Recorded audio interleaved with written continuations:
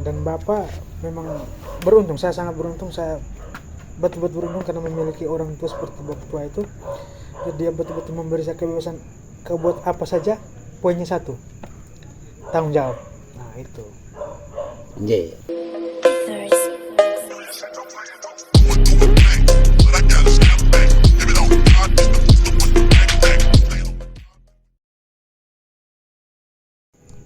Oke, jadi jangan tegang bukan. Jangan tegang. Jadi ada sudah lama saya terbikin podcast. Jadi ini podcast lagi yang seperti yang saya sebar di TikTok sih sebenarnya. Jadi ketika lihat animo membaik, kayaknya harus kembali podcast sih. Kalau kemarin mungkin sempat berencana tapi tidak direalisasi dengan baik. Kali ini saya coba lagi, mudah-mudahan bisa oke lah. Nah kalau sekarang nih kayak ini kawan sendiri, biasa kalau di tidak podcast atau kayak begini aman-aman saja. Hanya kayak begini saya tegang, dia tegang. Kayaknya kita bahas ini kayak ada macam kayak rahasia sekali. Tapi ya saya harap bisa oke lah untuk podcast awal lagi di tahun ini. Karena kalau yang tahun lalu itu ada beberapa podcast yang hampir sebagian besar itu di Facebook. Dan kali ini kita coba kembali ke YouTube lagi. Oke, lanjut saja. Ini Rian, dia wartawan dan kau yang kenal kau punya diri, kau dari mana, kayak umur berapa, kayak tapi sebagian tuanya saya dia jomblo. Oke, lanjut saja. Kau kasih kenal kau diri. Sambil kita kopi. Siap. Ngopi. Baik. Apa? Paling pertama itu terima kasih ke tuan rumah Umbun Nababan channel ya. Tidak pakai channel. Baik, terima kasih ke tuan rumah Umbun Nababan sudah ajak saya malam ini kita ngobrol santai lah. Saya Rian, kalau nama media saya Rianong. Saya bekerja di salah satu harian media di NTT, harian tertua. Kemudian sekarang sudah masuk di grup Tribun News atau Tribun Network. Dan saat ini saya bertugas di Sumba. Saya di Sumba. Kalau sama hari ini berarti saya persis 1 tahun 1 bulan. Kan saya injak Sumba itu tanggal 1 atau 2 September begitu, saya lupa. Tahun 2021. Terasa. Saya asli kelahiran Momere, campuran orang tua di Momere, kemudian masa kecil di kampung di Momere, kemudian di kota, kemudian zaman SMP setelah itu mulai melanglang buana. Itu sekitar tahun 2000-an lah. Itu mulai melanglang buana dan terakhir saya di Flores, di Momere, di Bejawa, kemudian ke Jawa, ke Surabaya, Jakarta, ke Batu, ke Malang, kemudian balik ke Momere, kemudian ke Kupang. Jadi setelah Kupang tahun lalu saya kesini. Jadi kayak kalau mau dengar dia punya saya takut lagi curhat dalam jalan hidup. Enek dia punya spot kota ini sudah terlalu banyak. Jadi untuk yang nonton sore kalau noise karena kalau biasa kalau saya bikin podcast itu kan dalam ruangan. Ini kali ini kita coba outdoor malam lagi. Jadi paham sih. Ini kebetulan ngambilnya di rumah sendiri. Tadi dia cerita kalau dia ini wartawan kayak begitu. Hanya saya tidak tahu kenapa Rian punya suara agak kecil ya. Kayak gitu. Jangan terlalu sopan. Gara-gara saking sopan saya mau kasih naik kaki saya takut gitu. Jadi begini, saya suka kasih bocoran pertanyaan-pertanyaan sih sebenarnya, tapi intinya kayak kalau pernah nonton sama podcast bahwa ngalir sih sebenarnya. Dari kapan sih jadi punya niat untuk jadi wartawan? aduh ini kalau flashback itu niat wartawan itu pas 2005 atau 2006 Pas kuliah tuh kan. sebelum kuliah.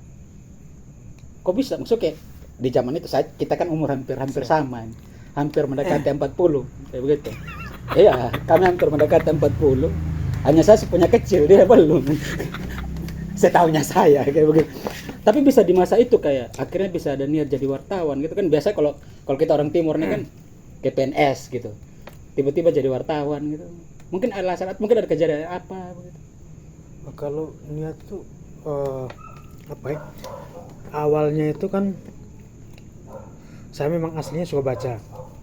Waktu SMA dikasih ruang baca yang termasuk luas, dan waktu itu memang kita sudah bacaan yang majalah atau kemudian koran yang memang misalnya sudah Kompas, sudah Media Indonesia, kemudian yang begitu. Jadi waktu awal saya kuliah memang saya kuliahnya aslinya itu di Diskonvis, desain komunikasi visual. Jadi desain komunikasi visual termasuk main kamera, main videografi segala macam, main desain iklan, bla bla bla. Tapi kemudian ketika setelah saya sempat kerja 1 tahun, kok saya pengen belok, karena saya memang mungkin suka menulis, makanya bagaimana menulis yang bisa tidak hanya sekedar menulis, tapi menulis yang bisa mempengaruhi orang, kemudian mempengaruhi kebijakan, kemudian kita bisa mengadvokasi orang. Nah, makanya ketika muncul niat itu, sudah carilah saya kampus yang cocok, kemudian yang bisa membawa saya menjadi wartawan. Waktu itu saya kuliah dan saya pilih jurusan ilmu komunikasi spesifikasi jurnalistik. Berarti 2 kali kuliah nih? Yang pertama itu ini diploma saja. Oh, diploma? Karena memang kan waktu itu kan siap kerja. Serius, yang bagian ini saya tidak tahu. Di belakang itu ada sep ya, kayak begitu. Ini dia wartawan juga kayak begitu. Sama-sama wartawan. Dia ada Victoria nyuma. Dia Victoria pindah-pindah sih kalau dia. Dia ini juga pasti pindah-pindah kayak gitu. Kayak tadi saya bilang kayak ketika anak-anak muda banyak yang pengen jadi PNS, pasti orang tua juga, rata-rata orang tua di Timur itu termasuk kita ya di Sumba. Saya yakin jadi Flores mirip-mirip ya, pengen jadi PNS kayak gitu. Pas bilang akhirnya memutuskan untuk jadi wartawan, orang tua saya termasuk salah satu yang beruntung, sangat beruntung. Karena saya di orang tua saya itu tipikal bapak dan mama, dan bapak itu yang betul-betul memberi kebebasan penuh. Itu bapak. Mama memang memang ada keinginan misalnya mengarahkan PNS di bank, di bla bla bla. Pakai seragam lah. Ya, tapi ketika saya bilang kita mungkin karena patriarki, kemudian kita di Maumere itu, maksudnya anak laki-laki sulung itu punya suara masih didengar lah. Jadi ketika saya bilang mama tidak mungkin komplain. Dan bapak memang beruntung, saya sangat beruntung, saya betul-betul beruntung karena memiliki orang tua seperti bapak tua itu. Jadi dia betul-betul memberi saya kebebasan, kau buat apa saja, poinnya satu, tanggung jawab. Nah itu hanya itu saja, itu pesannya. Kau boleh buat apa saja, terserah kau mau kuliah di mana, mau sekolah di mana, mau jadi kasih tahu ke saya open minded lah. Kasih tahu ke saya, tapi poinnya bahwa tanggung jawab dan pilihan itu saja. Jadi ya itulah keuntungan saya, dan saya merasa bahwa itu satu hal yang saya betul-betul membentuk saya dan karakter sampai ke sini. Ya, seberapa tahun jadi wartawan? Hitung lah, ada pertama. Kalau hitung jadi wartawan, kalau wartawan secara profesional itu tahun 2012. 10 tahun. Ya. Kalau profesional waktu itu kan memang waktu zaman kuliah saya memang sudah menulis dan kirim ke macam-macam media, tapi dalam konten yang lebih kecil, yang kayak citizen jurnalis. Oh, Itu sudah mulai kirim ke media. Dulu kan di Malang, kemudian rutin itu di Malang Post dan di Surya, dibayar. harian Surya, tidak dibayar.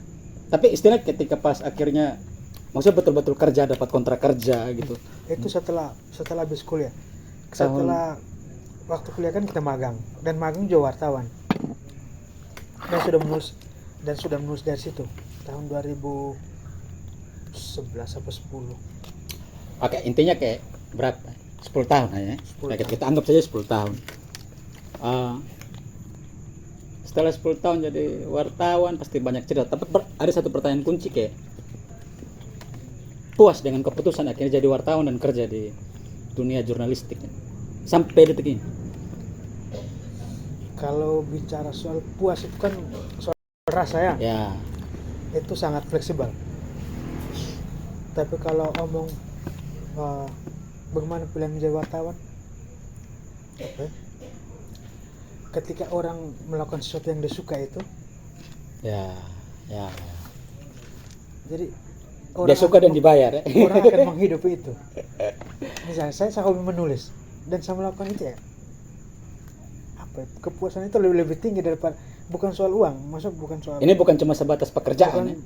Kalau saya pribadi, dan saya itu sangat garis bawahi, wartawan itu bukan pekerjaan. Pekerjaan itu orang berbuat sesuatu dan dibayar. Wartawan itu profesional, profesi. Jadi orang bukan yang bekerja, tapi dengan standar yang profesional itu. Kan dua hal yang beda itu. Di wartawan bukan pekerjaan. Banyak orang mencari kerja untuk jadi wartawan, tapi sebenarnya wartawan itu bukan pekerjaan. Itu catatannya. Nikmat. Sangat nikmat. Asik. Kalau serius, kalau jadi wartawan, dengar. serius, sangat nikmat jadi wartawan. Sorry banget. Ini sorry kalau kita berhubung di luar deh. Jadi Oke. Mari. Yo,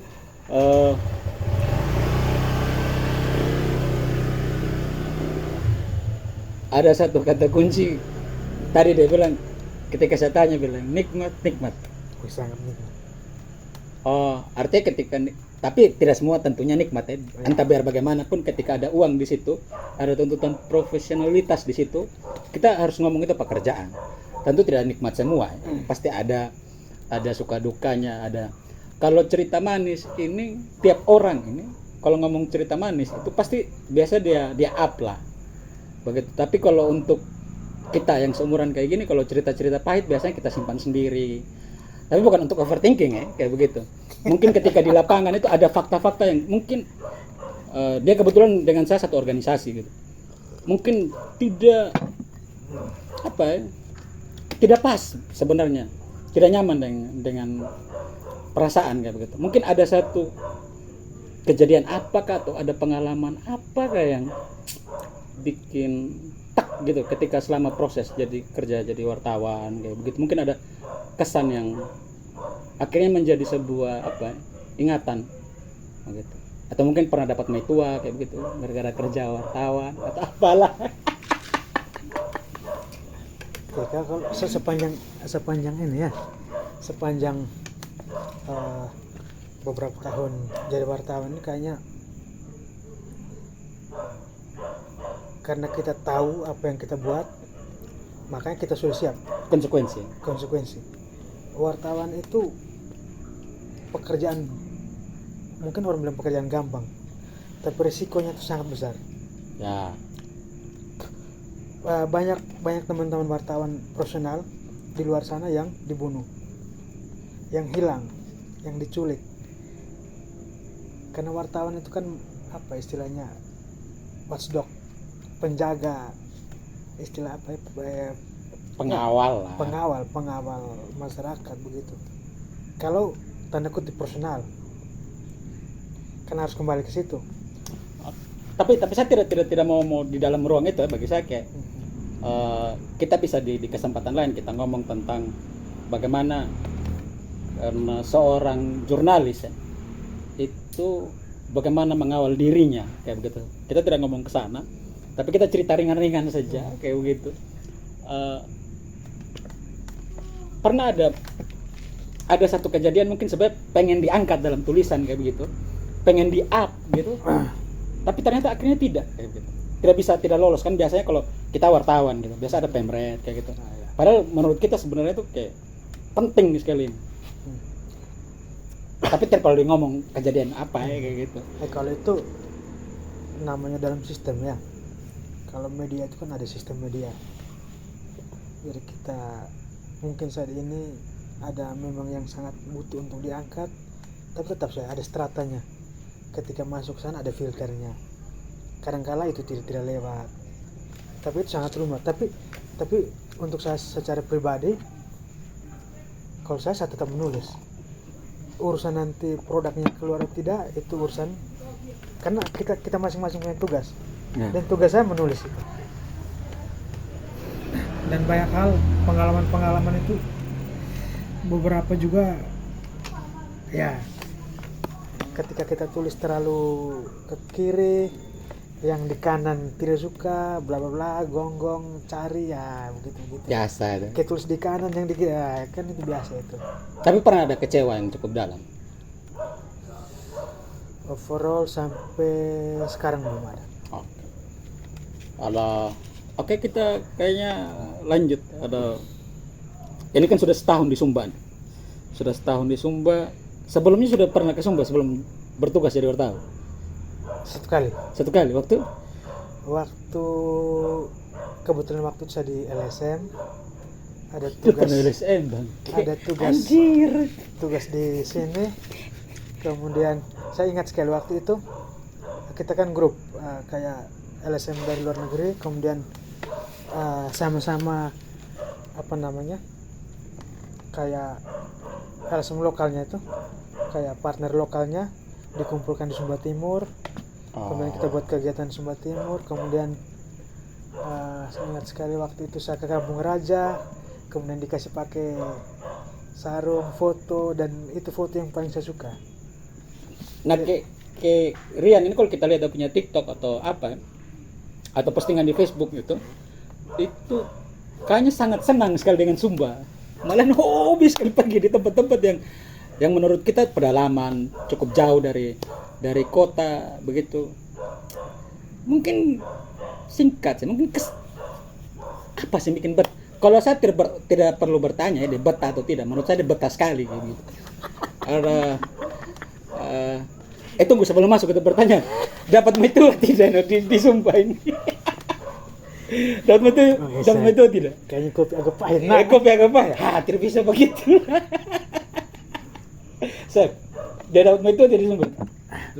Tunggu tahu, saya tidak sering masuk ke. Oke. Mungkin gambaran singkat akhirnya betah tidak? Dan apa sih bikin betah? Baik, Sumba ini satu tempat yang sangat bikin saya betah. Tapi memang terlepas dari itu, saya pribadi saya satu orang yang memang dari kecil jiwa petualangannya ada, travelingnya ada. Kemudian saya ini mungkin tidak tahu, tapi banyak orang bilang saya easy going sih. Dengan semua situasi apapun, tempat apapun, dimanapun, ya saya pasti akan cun. Tapi kalau Sumba ini memang tidak tahu, mungkin hampir 4 tahun lebih di Kupang. Kemudian ketika saya di Kupang ini kan saya beban kerja agak tinggi. Kota. Tekanan kota. Kebetulan tekanan kota, kemudian beban kerja agak tinggi, dan mungkin saya tidak tahu. Kalau di kantor itu back belakang lah. Ketika teman-teman tidak bisa ini, pasti jam 10 malam pun orang telepon, Rian harus tackle ini. Jadi sampai sebegitunya. Ada kata tackle. Jadi sampai sebegitunya. Jadi ketika mereka bilang kau tugas di Sumba, ganti teman. Jadi kesini saya pikir ya ini bekerja dan berlibur dan menikmati hidup. Jadi satu paket ya. Jadi Sumba itu tempat bekerja, berlibur, dan menikmati hidup. Saya tidak tahu waktu 2015 saya pernah bilang saya pasti akan balik ke Sumba, tapi Dan akhirnya bukan terkabul ya. Memang semesta tuh dengar apa yang kita omong sih. mestakung ya, semesta mendukung. Ini kita ngomong tuh ada satu buku judulnya The Secret ya. Siap. Di masanya kita tuh tenar itu buku tentang bagaimana semesta tuh mendukung Ya. apa yang menjadi doa ucapan dari kita. Ini mungkin sisa 2-3 pertanyaan ya, mungkin jauh lebih sensitif ya. Ketika ada pertanyaan seperti ini, mungkin ada pertanyaan lanjutan kayak ketika sudah sampai di level ini ya, sudah keliling kemana, saya minta satu nama saja. Saya sudah jadi wartawan, mau terima kasih sama siapa sih? Akhirnya saya sampai di level ini. Mungkin ada satu sosok atau Aduh. Satu sosok ya. Sulit sih. tetap pilihlah. Karena semua orang entahlah, semua orang berkontribusi. Jadi Ya, jadi kalau bilang pilih salah satu orang tidak fair untuk yang lain, karena dengan cara masing-masing itu saya di sini ya, malam oke, ini fix. malam ini sekian banyak orang yang ada, tapi saya kalau untuk apa ya, siapa yang paling berjasa sih, rumah sih, Rumah. rumah. Kalau paling berjasa ya, untuk sebut nama ya, Tidak mungkin. semua orang punya, Rumah itu sudah jelas. tapi yang paling berjasa karena kenapa saya selalu bilang di segala macam saya punya rumah, pokoknya kuncinya rumah itu untuk saya tempat kau pergi sekaligus pulang, tempat kau mencari seberapa jauh kau petualangan, seberapa panjang kau punya ini, tetap yang kau cari itu rumah. Ketika Kompas panggil pulang itu arahnya pasti ke rumah. Rumah. Anjay. Tidak maksud- tempat lain. Jadi sejauh-jauhnya kau jalan, istilahnya teman-teman sekarang kan main jauh, sejauh-jauhnya kau main, sejauhnya tetap Ketika kau bilang pulang pasti itu rumah. pulang itu rumah, tidak tempat lain.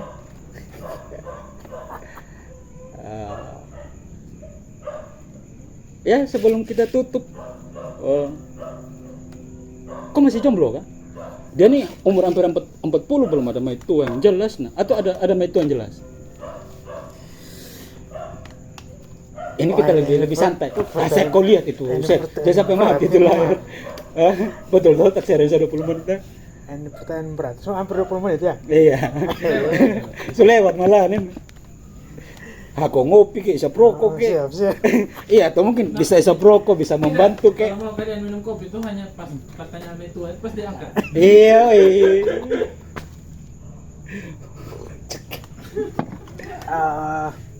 Ya. Sampai hari ini belum ada satu orang yang saya pilih sih. Wih, sampai saat ini belum ada satu orang yang saya pilih. Artinya ada banyak orang itu yang punya opsi untuk jadi pilihan. Ya ini kan pertanyaan metua, jadi metua itu kita pilih. Yoi. Siap. Tapi dikoleksi dulu tidak? Hah? Tidak lah. Asik. Tidak lah. Ya saya juga agak bingung sih, tapi masalah menikah atau tidak, atau punya pasangan atau tidak itu kembali ke pribadi ya. Tapi sebenarnya dari cerita singkat ini kayak mungkin ada Rian ini sosok yang cukup cair di mana-mana sih. Cukup banyak yang kenal, dan saya rasa mungkin ada pernyataan saya rasa tadi itu yang mungkin belum tentu dia cerita ke orang lain sambil suara motor lewat kayak gitu. Nah, ya terlepas ada beberapa hal juga dia sembunyikan kayak gitu. Menurut dia tidak enak kalau dilepas ya. Dikonsumsi banyak orang kayak begitu. Kita tidak ngomong melulu tentang wartawan sebenarnya, tapi lebih masalah tentang jalan hidup sih sebenarnya. Wartawan itu cuma akhirnya salah satu pilihan dalam caranya kita menjalani hidup sih. Oke, thank you buat Rian. Mudah-mudahan banyak yang nonton, banyak yang share juga, like, subscribe juga. Mudah-mudahan habis ini ada kayak yang mau kasih usul, kita mau ajak sapa ngobrol, monggo komen saja. jangan lupa cari Seumbun Ababan kayak begitu. Kalau di YouTube pasti ada. Nyomo ada mau ngomong apa kayak Pasti begitu. banyak itu di YouTube pasti. Tidak di YouTube hanya satu, tapi subscriber dan penontonnya banyak. Amin. Ada nyomo ada mau ngomong apa gitu. Ya Apa ya? penutupan lah kayak gitu. Entah for all terserah mau tentang wartawan, tentang maitua, tentang hidup atau tentang sep atau apalah kayak gitu. Tentang saya ya. Atau apa Tidak, saja, tidak. apa saja. Apa ya? Sebenarnya tahu apa yang kita cari sebenarnya tuh tidak jauh-jauh amat sih.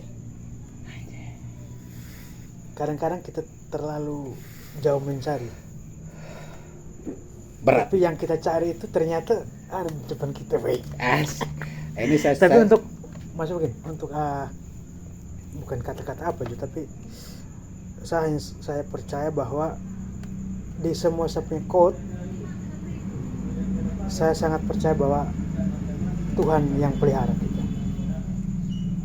Di semua quote saya, makanya kemanapun saya jalan, dimanapun saya kerja dengan orang siapapun, saya percaya bahwa Tuhan yang pelihara.